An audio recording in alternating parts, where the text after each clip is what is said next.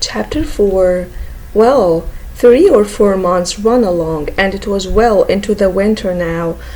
I had been to school most all the time, and could spell and read and write just a little, and could say the multiplication table up to 6 times 7 is 35, and I don't reckon I could ever get any further than that if I was to live forever.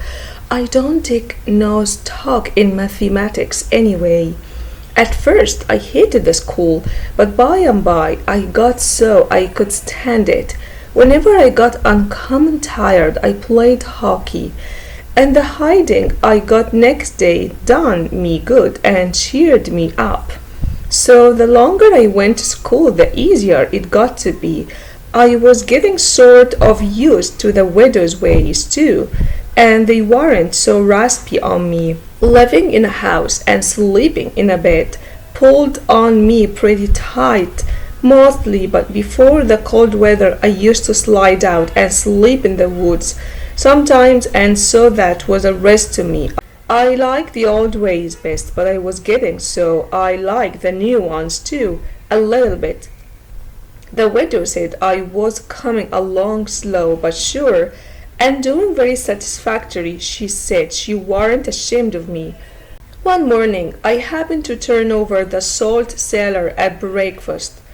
I reached for some of it as quick as I could, to throw over my left shoulder and keep off the bad luck, but Miss Watson was in ahead of me and crossed me off. She says, "Take your hands away, Huckleberry. What a mess you are always making."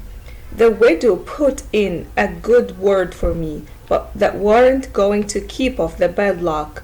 I know that well enough. I started out after breakfast, feeling worried and shaky and wondering where it was going to fall on me, and what it was going to be. There's ways to keep off some kinds of bad luck, but this wasn't one of them kind. So I never tired to do anything, but just poked along low-spirited and on the watch out. I went down the front garden and climbed over the stile where you go through the high board fence. There was an inch of new snow on the ground, and I seen somebody's tracks. They had come up from the quarry and stood around the stile a while, and then went on around the garden fence. It was funny they hadn't come in after standing around so. I couldn't make it out. It was very curious. Somehow I was going to follow around, but I stooped down to look at the tracks first. I didn't notice anything at first, but next I did. There was a cross in the left boot heel made with big nails to keep off the devil. I was up in a second and shining down the hill. I looked over my shoulder every now and then, but I didn't see nobody. I was at Judge Thatcher's as quick as I could get there. He said, "Why, my boy, you are all out of breath. Did you come for your interest?" "No, sir," I says. "Is there some for me?" "Oh, yes, a half-yearly is in. Last night. Over $150, quite a fortune for you. You better let me invest it, along with your 6,000, because if you take it, you'll spend it." "No, sir," I said. "I don't want to spend it. I don't want it at all. Nor the 6,000, neither. I want you to take it. I want to give it to you, the 6,000 and all." He looked surprised. He couldn't seem to make it out. He says, "Why, what can you mean, my boy?" I says, "Don't you ask me no questions about it. Please, you'll take it, won't you?" He says, "Well, I am puzzled. Is something the matter?" "Please take it," says I, "and don't ask me nothing, then I won't have to tell no lies." He studied a while, and then he says, "Ooh, I think I see you want to sell all your property to me, not give it. That's the correct idea." Then he wrote something on a paper and read it over and says, "There, you see, it says, for a consideration. That means I have bought it of you and paid paid you for it. Here is $1 for you, now you sign it. So I signed it and left. Miss Watson's nigger Jim had a hairball as big as your fist, which had been tugged out of the fourth stomach of an ox, and he used to do magic with it. He said there was a spirit inside of it, and it knowed everything. So I went to him that night and told him Pap was here again, for I found his tracks in the snow. What I wanted to know was what he was going to do, and was he going to stay? Jim got out his hairball and said something over it, and then he held it up and rubbed it on the floor.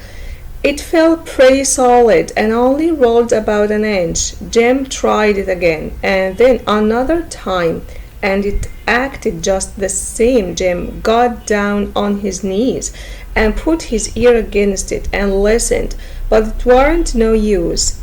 He said it wouldn't talk. He said sometimes it wouldn't talk without money. I told him I had an old slick counterfeit quarter that warn't no good because the brass showed through the silver a little and it wouldn't pass no how. Even if the brass didn't show, because it was so slick, it felt greasy, and so that would tell on it every time. I reckoned I wouldn't say nothing about the $1 I got from the judge. I said it was pretty bad money, but maybe the hairball would take it, because maybe it wouldn't know the difference. Jim smelt it and bit it and rubbed it and said he would manage so the hairball would think it was good.